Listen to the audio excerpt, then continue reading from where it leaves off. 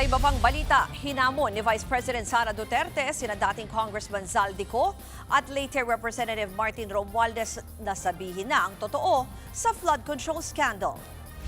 Kung totoo talaga na interesado si Zaldico at si Martin Romualdez sa hustisya, hindi lang para sa kanila sarili, hindi para na sa taong bayan at sa Pilipinas, dapat sabihin nila kung ano.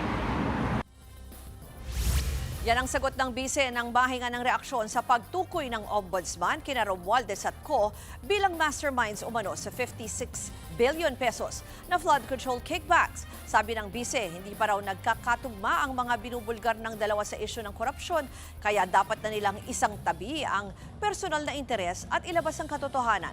Samantala, habang nasa ASEAN Summit naman si Pangulong Bongbong Marcos, may bagong birada na naman ang bise sa kanya patungkol sa kung bakit dumarami ang mga Pilipinong walang trabaho at lumulobo ang utang ng Pilipinas.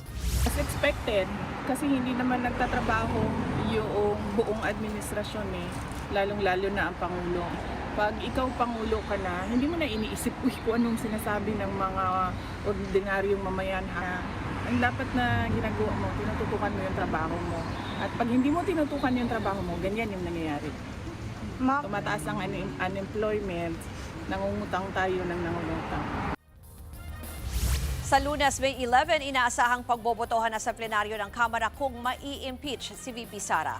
Dahil dyan, may panibagong patutsada ang bise sa mga kongresistang ginigiit na may higit 180 votes na raw sila para tuluyan siyang mapatalsik sa pwesto. So, madami ang pumipera gamit ang pangalan ko.